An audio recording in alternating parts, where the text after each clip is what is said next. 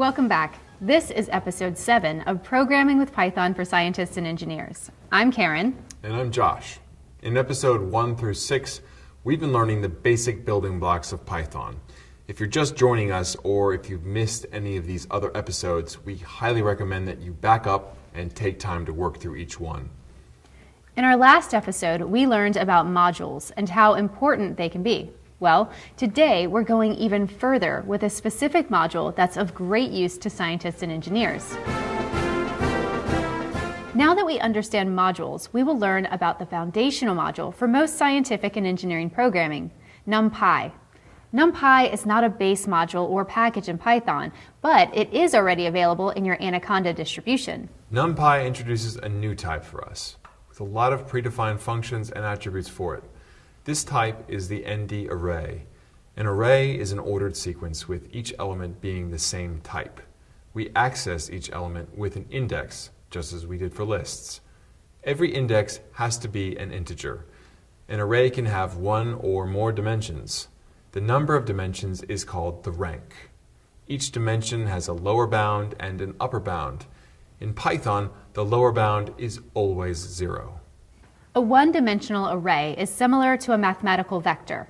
A two-dimensional array is similar to a mathematical matrix. The first dimension is the row, and the second dimension is the column. But we can go beyond 2 dimensions. For 3 dimensions, we can visualize a cube with 1-dimension rows, the next columns, and the third depth. And guess what? We can go even further.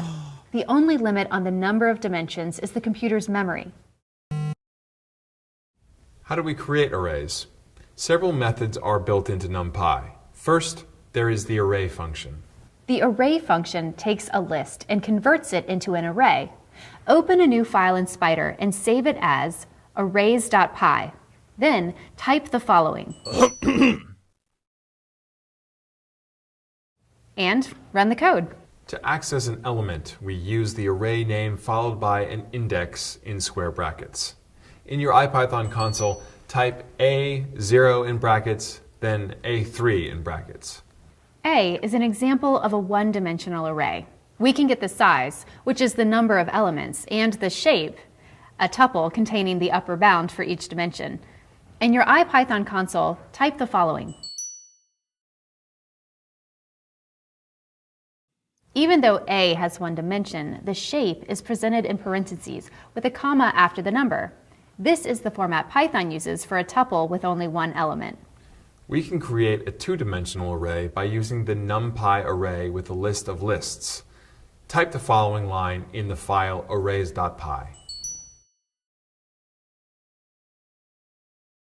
Run the file and type B in your IPython console.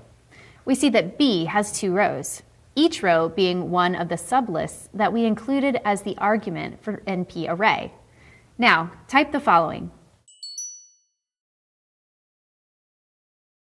B.size reports the total number of elements in the array, whereas B.shape reports the number of rows and columns in that order.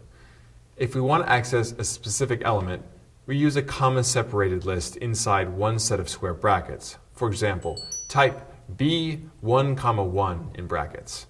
Remember, we start counting with 0 for both rows and columns. We can set up an array of a given size and shape with all the elements set to 0 or 1. If I need more than 1 dimension, then I must give it a tuple of the dimensions I want as the argument to the NumPy function. To see how these work, type the following in your IPython console. The first 2 statements create arrays for which all elements are initialized either with 0s or 1s. One new thing about NumPy is that we may need to declare the type of the elements of the array. If we use np.zeros or np.ones, the default is double precision floating point. If we want something different, we must use a keyword argument dtype. Type the following in your IPython console.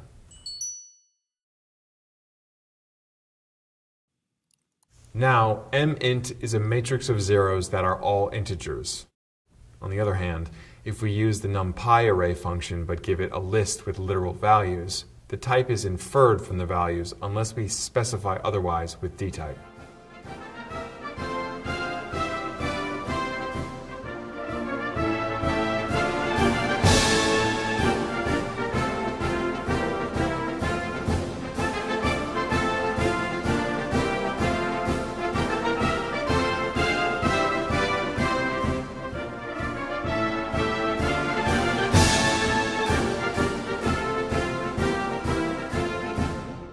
What is the difference among the following?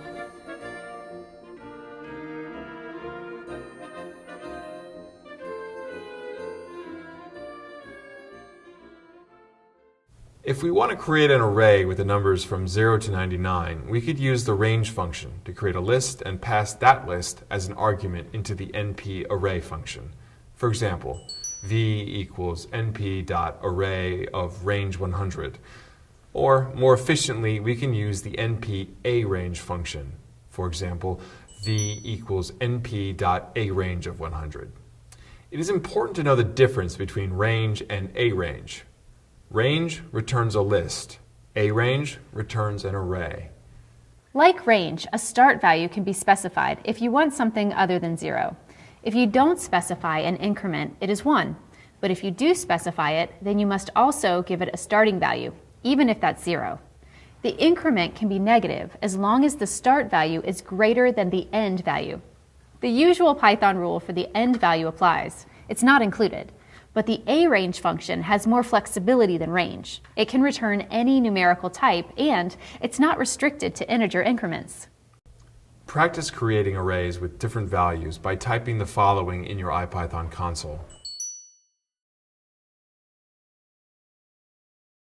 We can change a one-dimensional array into a two-dimensional array by using a reshape function. To see how the reshape function works, type the following into your IPython console. Examine the contents of U and V in the Variable Explorer to see how the one-dimensional array is reorganized into a two-dimensional array. We also can combine these two statements into a single statement, as follows. Now that we can create arrays, we can extract parts of arrays with slices. Recall that slices are a subset of sequence elements, or in this case, of the array elements. Slices are indicated by a colon-separated range. The upper bound must be 1 greater than the real upper bound, as usual in Python. LB colon in brackets goes from LB to end. Colon UB in brackets goes from the beginning to UB minus 1. Colon in brackets is the entire axis. Practice taking slices of arrays by typing the following in your IPython console. Pay attention to negative indices and slices. The second statement returns the last element in the array.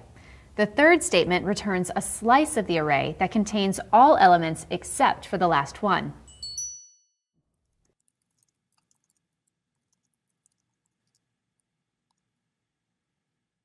NumPy gives us a lot of mathematical functions, and they work element-wise on arrays. This means that the function will be applied to every element in an array. The functions in math cannot do this, so we have to be sure to use the NumPy versions on arrays. Type the following into your IPython console.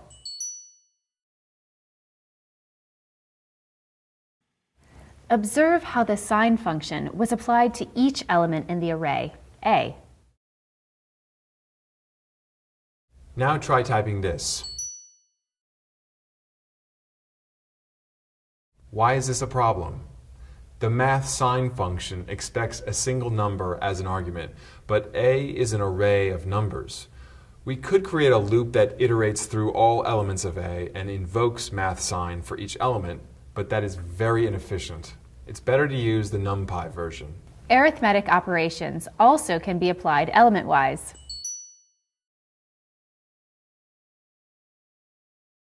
Here, each element of the array created by np.arange is multiplied by pi and divided by 4. The result is stored as an array in the variable I, and it's all done in a single statement.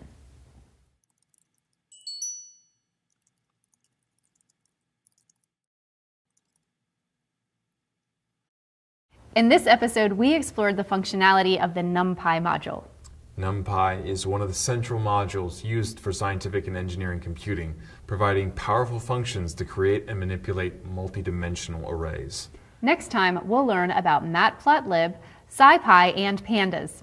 Thanks for watching this episode of Programming with Python for Scientists and Engineers.